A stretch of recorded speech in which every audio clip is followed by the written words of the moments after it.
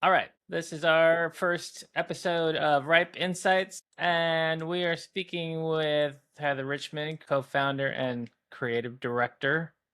And we're going to be talking about logos today. My first question, I didn't send you this one because I wanted it to be impromptu. Okay. When a client comes to you and says, "We just need a logo," what's your first instinct? The first thing I think is that I wonder if they have done any strategy work at all. And if they're asking a question like that, it usually means they haven't, because if you're asking as if I need a graphic right away or a logo right away, my instinct is that they hadn't done the background work. Right. Or they've already tried to create the logo themselves, or they worked with some other group or person where their perspective is that it's just a graphic or a visual. And just even the way the question is framed makes you think that they're not aware of any kind of strategy that needs to be done before so that the logo is actually something that's, successful. Right. Have you ever inherited a rebrand situation where you could tell the previous designer was just winging it? Well, so if a brand toolkit is handed off to me, sometimes the brand guidelines are very robust and it's like, wow, there's so much to work with. Sometimes you get one that's just a couple pages and then you see some of the work that's been done. You're like, oh, it's not tied together, it's not inspired, it doesn't have narrative, it doesn't work. And so sometimes when we inherit that, that's the job, is like kind of bring the voice to life and bring the guidelines to life and the logo and all the pieces and the communications and just kind of up level it together. Got it.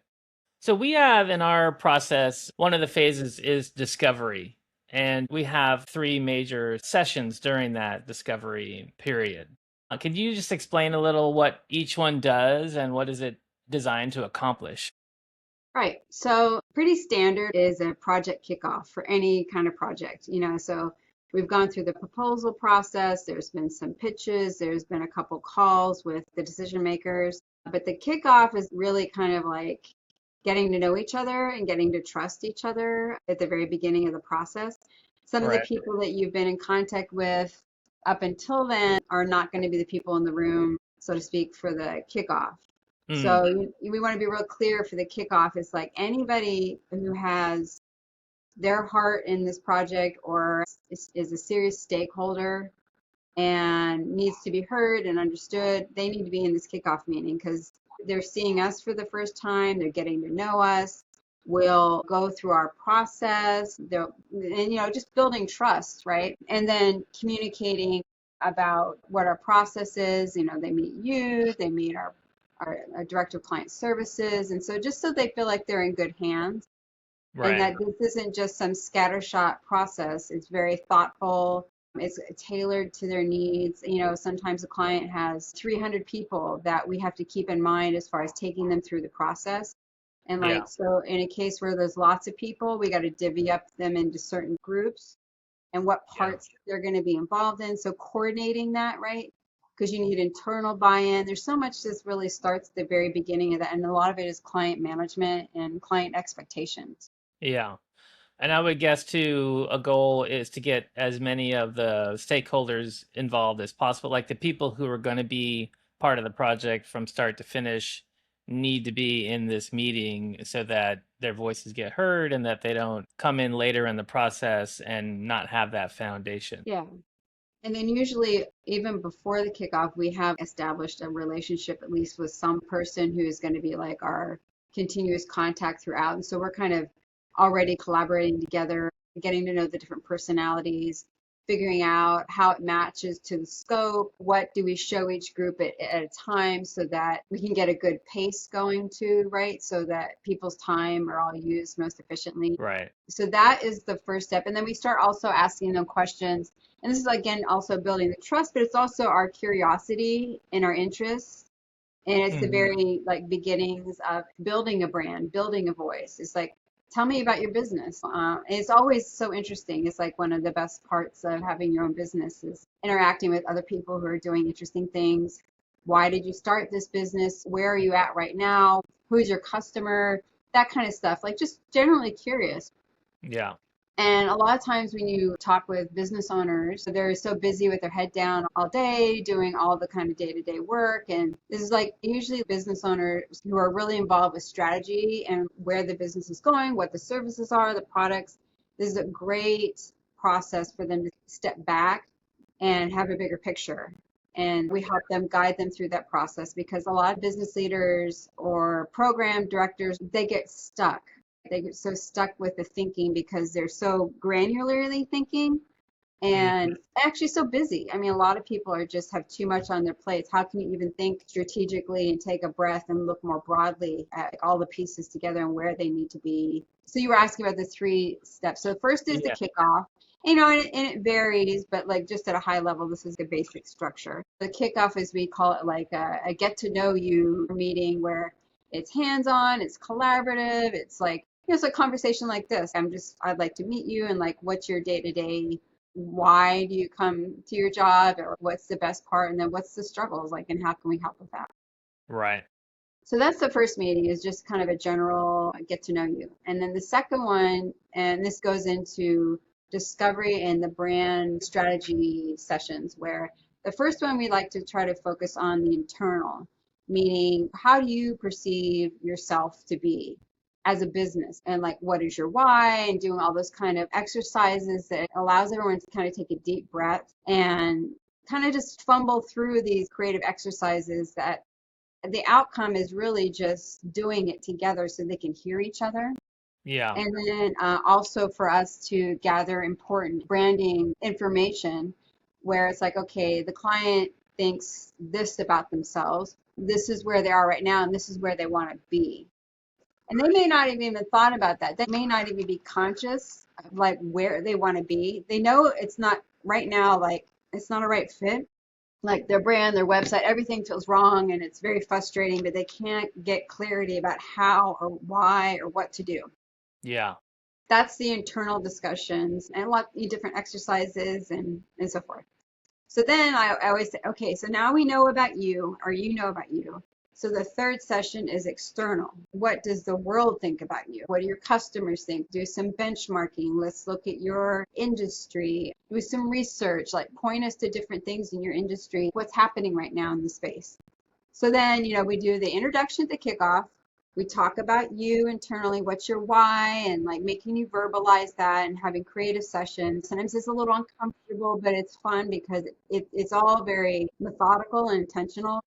Yeah. And then the last session is the external, like, okay, so this is what you think of you, this is what externally thinks of you. And then I always say, like, once we have those two pieces, the overlap in there is where messaging and communications can evolve and grow.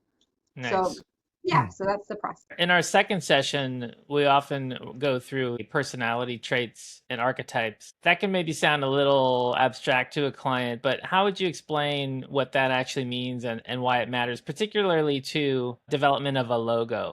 Well, brand persona or brand personality or brand traits, the way I always explain it, and maybe you've heard it too many times and it's annoying, but to me it seems really clear. If you think of your brand or your logo or how you show up in the world as an actual person, let's say I'm meeting with you, my client, and for the first time we're having like a lunch together and I'm getting to know you. It's the first time I've met you.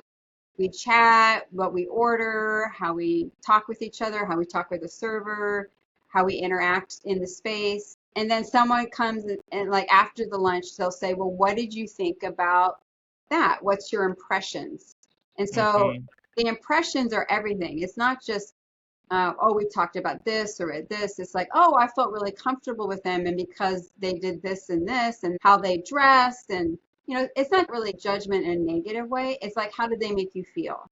So Hmm. that's to me an analogy. It's, brand personality. It's the personality of your brand and how they show up in the world because a brand is not just a logo Yeah. by no means. Right? It could be like a very important seed, but a brand is like what the public or your audience thinks of you. That's like the definition of it. And how they Yeah. build that perception is through a million different types of ways and touch points. So Yeah. anyway, so I try to make that kind of concrete and like a universal description of it. And I think it lands with people because then we can talk about the traits. And then also we do lots of visuals. We share a visual of what a brand trait is. We do examples like brands that we're all really familiar with, right? And Right. talk Yep. about how that maps to them. You know, it's not the same. It doesn't have to be the same industry, but the technique and what's required for the work is parallel. Yeah.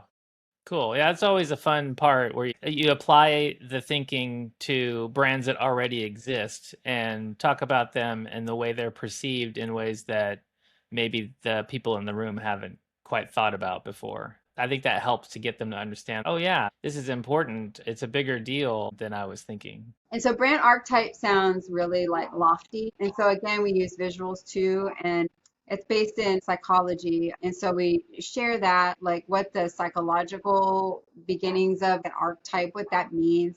It's a standard process for branding. I mean, all brands, it's like a standard process that they use.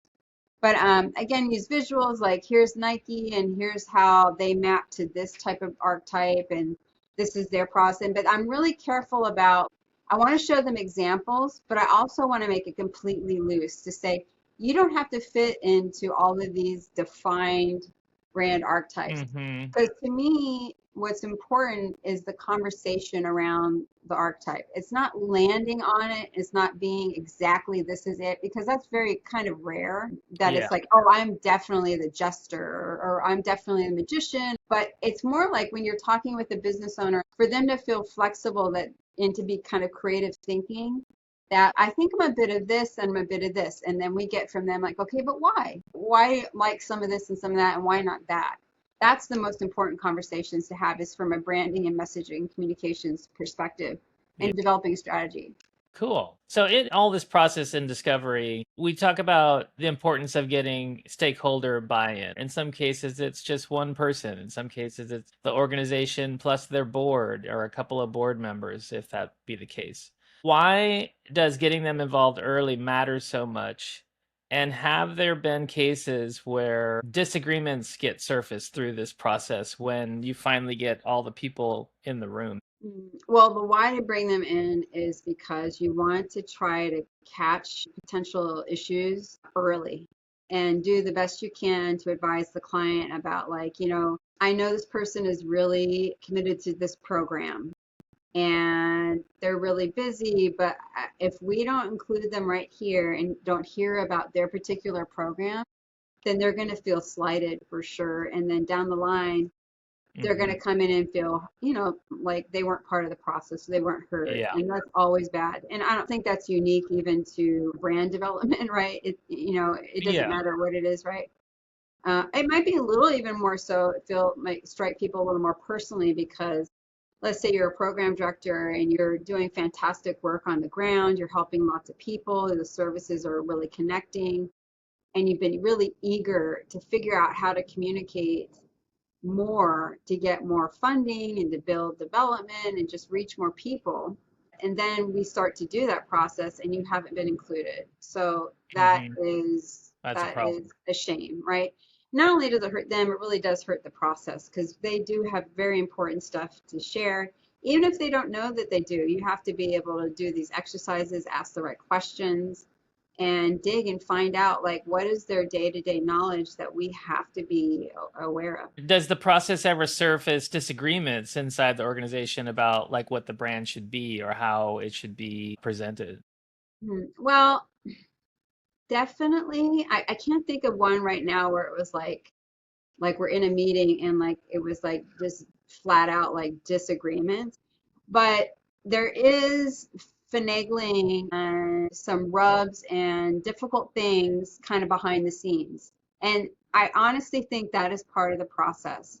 Hmm. Everything can't be easy. You can't get a bunch of people in the room who care about something and everyone agree. And Right. in some regards, this is almost like business or organizational or company therapy in a way, Mm. because it's like, okay, there's this group of you. Do you want this one person to actually make the final decision? And it's all about decision making, right? What's your decision making process? Hmm. And we're real Yeah. flexible with it. And I'm really good at catching when I feel like we're not getting enough. We aren't getting enough to do our job, and they're not hearing enough and working out enough Hmm. to like move to the next phase. So there's definitely disagreements or things that are uncomfortable. Like I've Yeah. done, like in-depth interviews for clients to do research, and sometimes that surfaces things that aren't working, Right. or, our frustrated employee, and not that they're embittered, but they're sharing something that is operationally malfunctioning. So we share that with the decision makers, and we have that in our minds too. And so we try to find ways to talk about it and try to figure out, does this really affect the brand, or is this more like just to make sure they know it? And then if you know that it's happening internally, you guys figure out if this is something you need to address, or maybe it's something you just can't do right now. Yeah. So, we're just sincerely trying to problem solve for you all. And there's been times when customers are actually not as happy as they think that they are not getting the services that you think they're getting. And that's uncomfortable. But like honestly, you can't be in business for all these years and doing all these things and not think that there's things to look at and figure out.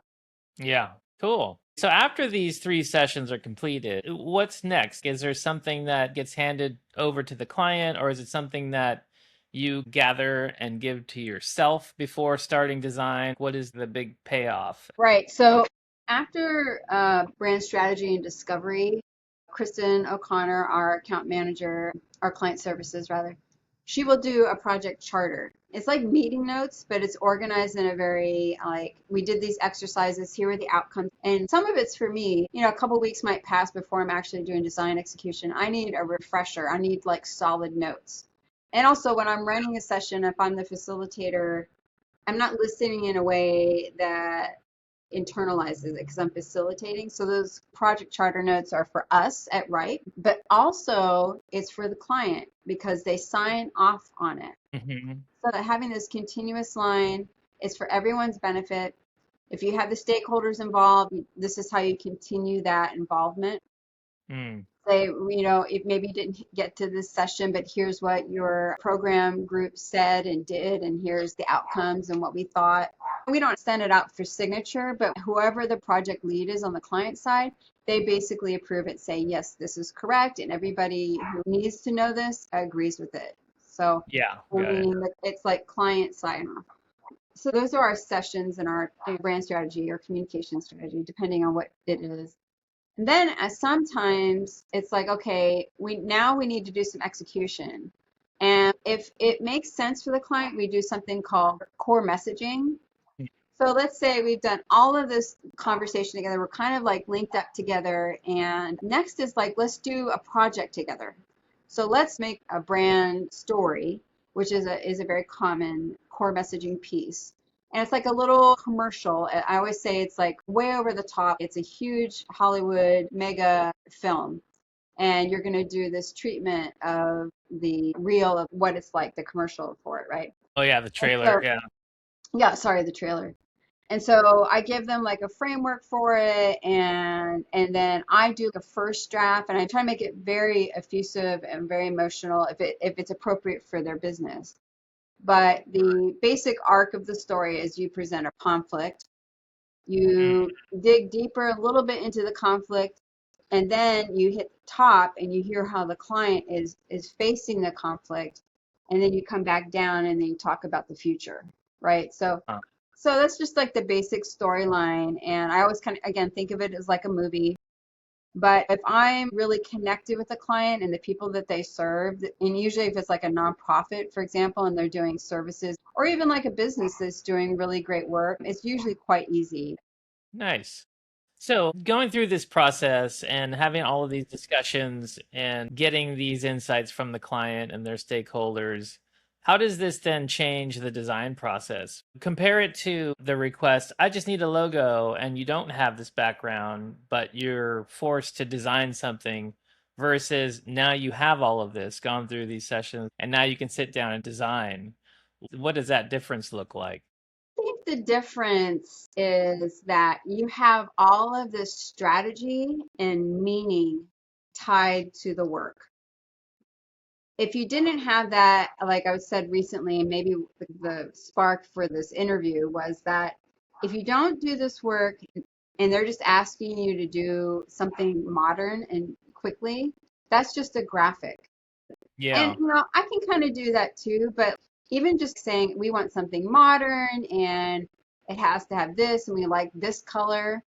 And they're not wanting to do anything broader than that. They're just looking for someone to execute on that. I've done that too, but it often comes up with problems because then it just personality or personal opinions, Yeah. which, that's always part of the process, but it doesn't Yeah. involve strategic thinking. Like, how does this fit into my business? Why is the current logo not working? Where am I wanting to go? Like, if I don't know any of that and they don't know any of that, then we literally are just talking about colors. Right. And shapes. So that's part two, where if you don't do this work, you'll find that your logo is quickly not scalable or flexible or extensible, all of those things, as Mm, your business changes. So it just doesn't have longevity. right. It just won't serve your business because if there's no meaning tied to it and it only makes sense to you for some reasons that you haven't really figured out, Yeah. then again, that just is the graphic and you could quickly change that in a day. If you have no tie to it and it doesn't make sense to your business, then and it's not integral. So that's the difference. Okay, great. Well, that I think those are all the questions I had. Anything else you want to add to wrap it up? No, I think that's it. All right, great job. We hope to continue this series with many more exciting topics in the world of digital design and development. All That's right. cool. Thanks All for right. joining, everybody. Thank you. Bye. Bye.